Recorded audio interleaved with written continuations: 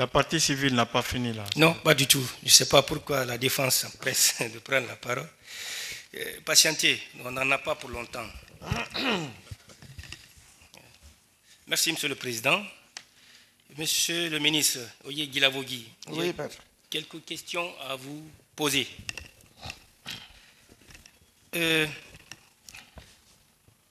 Vous avez répondu ici que le siège de vos sociétés, de vos deux sociétés, EGICO et Elite, se trouvait à Corentin, au bureau, vous avez dit... Dans l'annexe, dans l'aile... À l'aile de... C'était quel service, ça? Laboratoire de géomine. Là, ici Laboratoire de géomine. Oui. D'accord. Alors, moi, je voudrais savoir comment vous avez réussi à trouver un siège de vos sociétés privées dans un service public. Au fait, l'annexe était là abandonnée. De par les relations, donc, j'ai rénové et puis j'ai installé mes bureaux à leur demande. Alors que vos sociétés... À leur demande. Avec? À leur demande. À leur demande? Oui, oui. Vous payez des loyers? Ah, bien sûr. Combien? Oh, c'était vraiment dérisoire. Hein. Disons, je ne payais pas parce que vraiment, c'était dérisoire. Ça me paraît curieux quand même, hein, que vous puissiez Pourquoi? Installer le siège de vos sociétés dans un service public. Ouais. Même si vous ne payez pas les loyers, ou que vous payez les loyers, peut-être c'est une prouesse qui vous revient, Oui, mais c'était... devant laquelle je m'incline. Oui, ouais, c'était un service qui était abandonné, les géomines. Oui, mais c'est un service public. Voilà, c'était là. J'ai entendu ici que vos sociétés faisaient un chiffre d'affaires d'1 milliard à 2 milliards. Vous ne pouvez pas vous trouver un siège? Les questions, s'il vous plaît. Oui, c'est une question. Ça, c'est pas une question. Non, mais silence, c'est s'il sérieux. vous Ce plaît. que nous disons là, c'est très sérieux, monsieur le ministre. J'ai dit, vos sociétés, vous avez déclaré ici que vos sociétés faisaient un chiffre d'affaires d'1 milliard à 2 milliards. Est-ce qu'avec ce montant, vous ne pouvez pas vous trouver un siège digne de ce nom que d'aller squatter un service public? C'est ça la question. Non, ce n'est pas une question. Ça, ce n'est pas une question. Je ne sais pas dans quelle langue je vais m'exprimer à Vous présent. vous étonnez que je me sois installé là. C'est bien cela.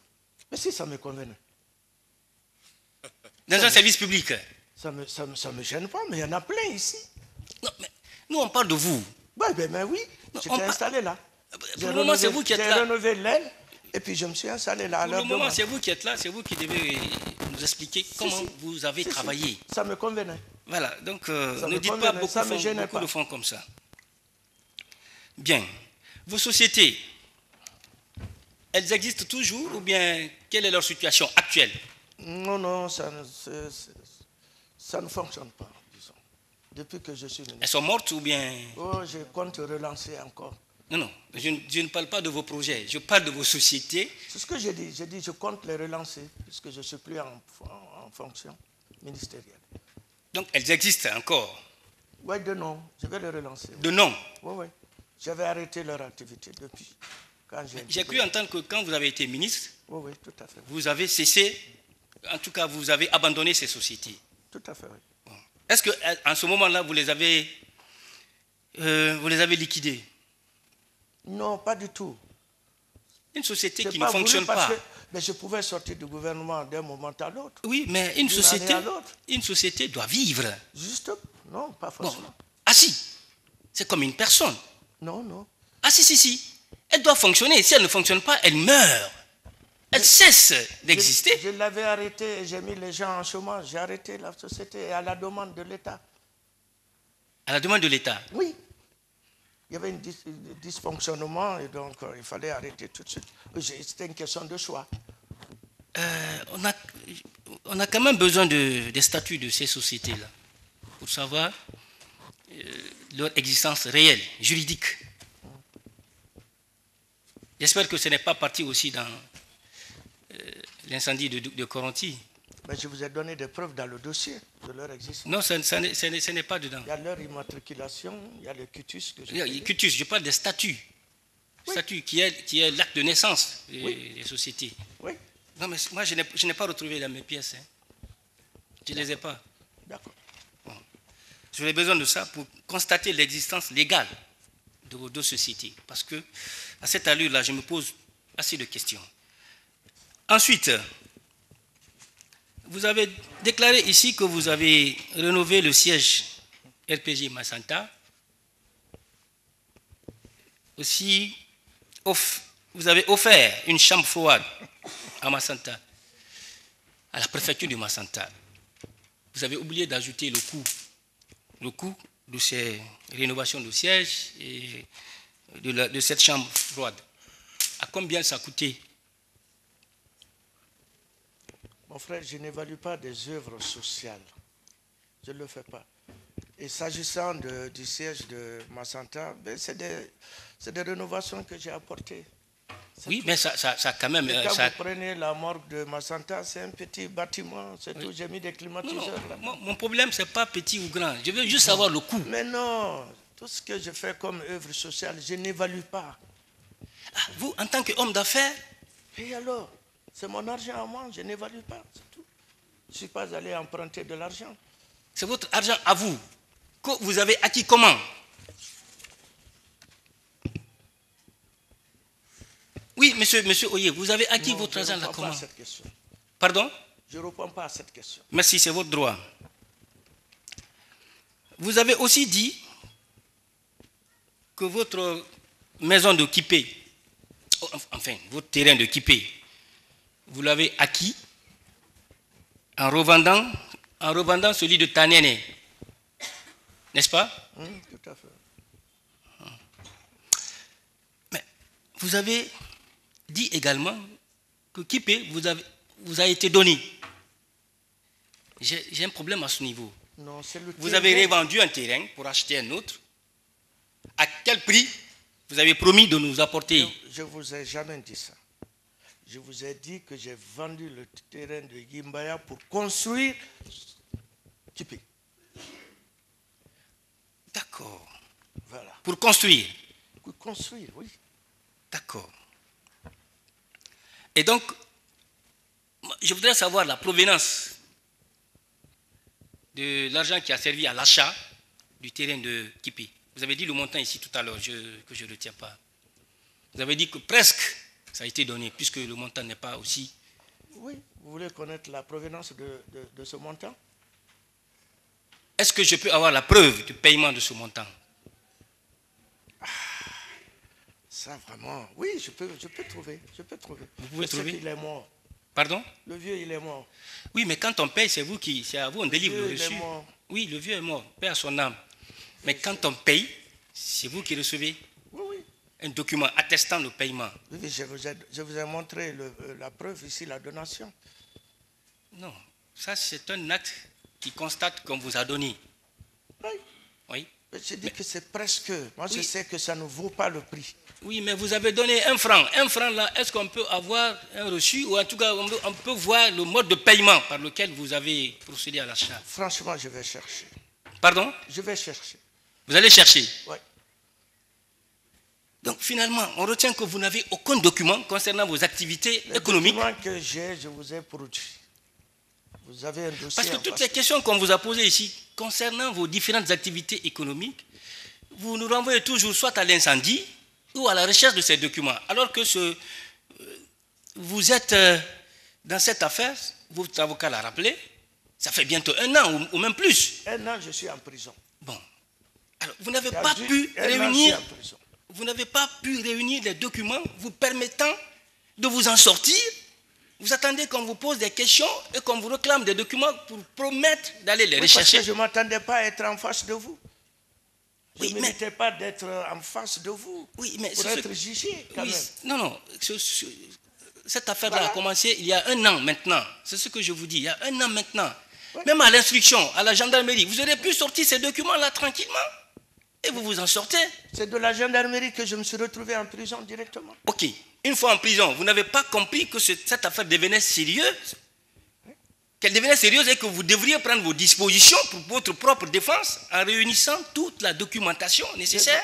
Ce que j'ai pu avoir, c'est ce que vous avez à votre position. On peut retenir que vous avez tous les documents, sauf ceux relatifs à vos activités d'homme d'affaires, Comment?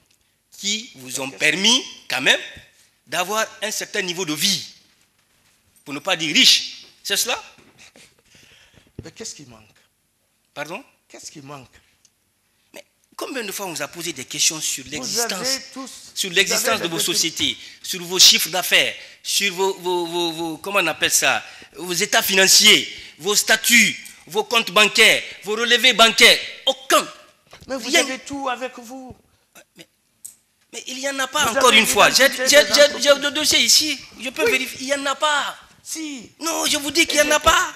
Maître, il a répondu, vous en tirez les conséquences. Non, monsieur le Président, il n'y en a pas. Il ne faut pas qu'on dise des choses qui n'existent pas. Il a déjà répondu à votre question. Bien, vous en tirez les conséquences, s'il vous plaît. La Cour appréciera. La Cour appréciera. Peut-être une dernière question. Vos propriétés immobilières, que ce soit à Sangoya, les deux, de Sangoya, de Kipé, de Tanene, est-ce que vous avez un document de l'administration foncière attestant votre propriété? Oui, j'ai des titres fonciers. Oui. Vous avez des titres fonciers, oui, que nous n'avons pas aussi au dossier. Voilà un autre problème. J'ai les tous fonciers. Ça ne m'a pas été demandé. Les documents qu'on m'a demandé, c'est ce que j'ai produit. Maintenant, nous faisons la demande des titres fonciers de vous. J'ai tous les titres fonciers. Ok, très bien. Nous demandons la communication des copies de ces différents titres fonciers, s'il vous plaît. Si on peut les avoir à la prochaine audience, ce serait une bonne chose. Je les ai. Très bien. Monsieur le Président, nous faisons cette demande également de communication des titres fonciers des propriétés immobilières de M. Oye Gilavogui à Sangoya, 2 à Sangoya, Kipé, Tanene.